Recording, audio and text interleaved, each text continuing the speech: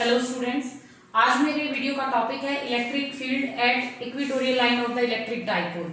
तो इसको समझने के लिए पहले देखते हैं what is electric field. Electric field means space around a charge in which if another charge particle enters it experiences force of attraction और repulsion. What is equatorial line? Equatorial line, this is the line which passing through center of the dipole and perpendicular to the axis of the dipole. And what is electric dipole? Arrangement of two equal and opposite charges separated by a certain distance that is equal to 2l. ये चीजें हम पहले भी पढ़ चुके हैं। तो एक डायग्राम ड्रॉ करते हैं। Consider electric dipole, it consists of two equal and opposite charges, charge minus q, charge plus q. This is center of the dipole and the length of the dipole is 2l and this half length is l. A axis which passing through the center of the dipole and perpendicular to the axis of the dipole. ये dipole x axis के अलग रखा हुआ है, तो इसकी axis जो है एक्सियल लाइन वो x एक्सिस है और इसके परपेंडिकुलर ये y एक्सिस है। तो this is called equatorial line. अब इक्वेटोरियल लाइन पर इलेक्ट्रिक फील्ड हमें फाइंड आउट करना है। एक डेरिवेशन है ये सिंपल। देखो जितने भी चार्ज होंगे उतने ही इलेक्ट्रिक फील्ड होंगे। यहाँ दो चार्ज हैं, तो अगर मैं यहाँ पॉइंट P कंसीडर करती हूँ, इस पॉइंट P पर दो इलेक्ट्रिक फील्ड एग्जिस्ट करेंगे।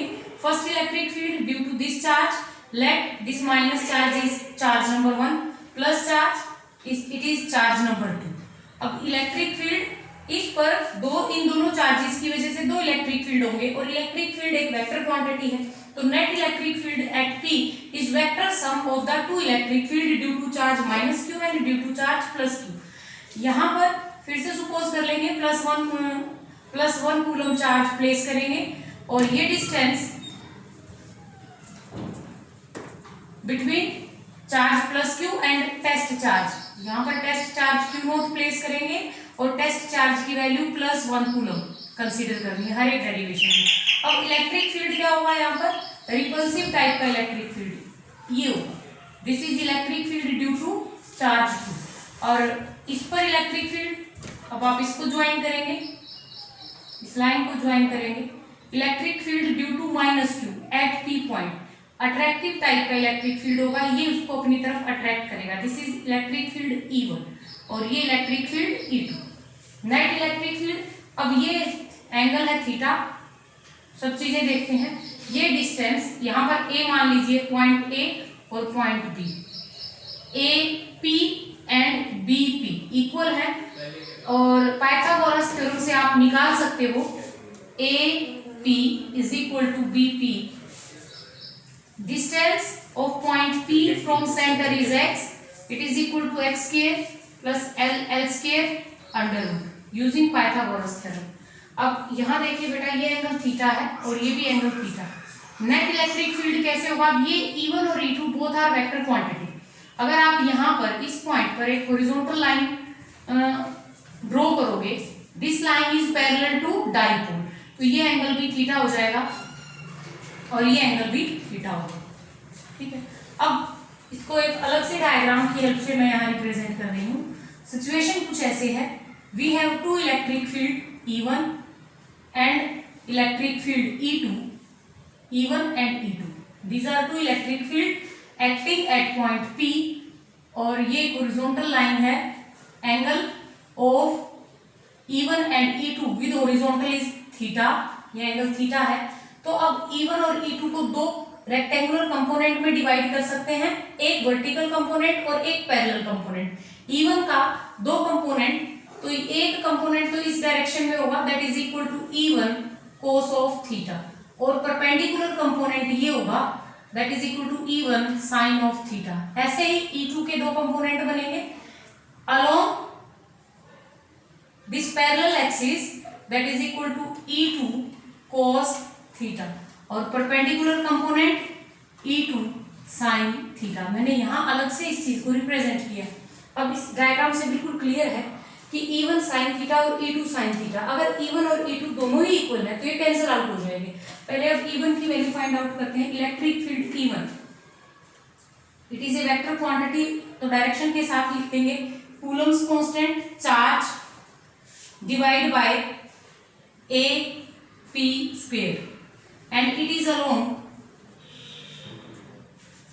PA, P से A की तरफ डायरेक्शन है and electric field E2 it is equal to Coulomb's constant magnitude of the charge divided by BP square.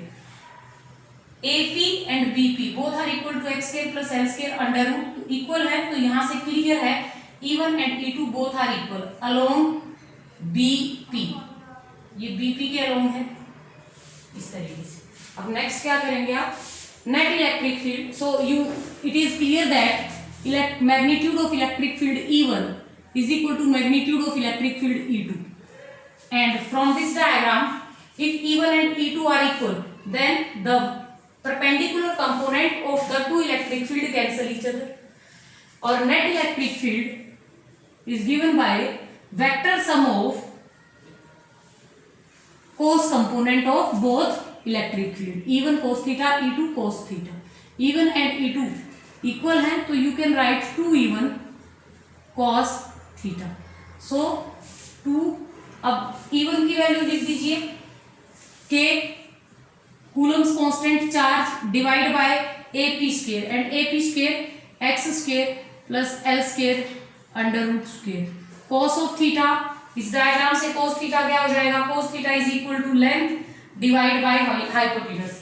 तो length is l divided by x square plus l square under root. ये under root से under root cancel हो जाएगा. इसको ठीक से लिखते हैं. Coulomb's constant charge twice of length divided by x square plus l square. This is 1 by 2 and 1 3 by 2. This is net electric field. और net electric field ये net electric field है. Charge into distance between two charges. This is called dipole moment. Magnitude of charge and the distance between two charges. You can write K dipole moment divided by x square plus l square 3 by 2. This is the net electric field at axial point of a dipole. अब ये electric field vector quantity है तो हम यहाँ इसकी direction भी बता देंगे. डायरेक्शन देखिए आप इधर डायग्राम में. Dipole movement is from -q to +q. Electric dipole movement की ये डायरेक्शन है और नेट इलेक्ट्रिक फील्ड इस डायरेक्शन में है E नेट. तो dipole movement and net electric field at equatorial lines are opposite.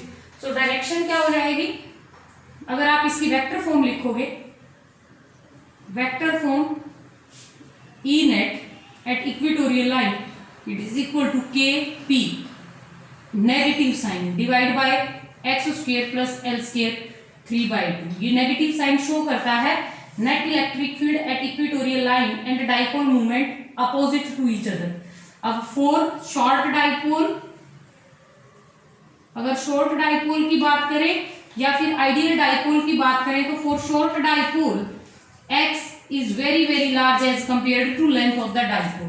So you can write x square plus l square is approximate equal to x square. इसको ऐसे लिखा जा सकता है.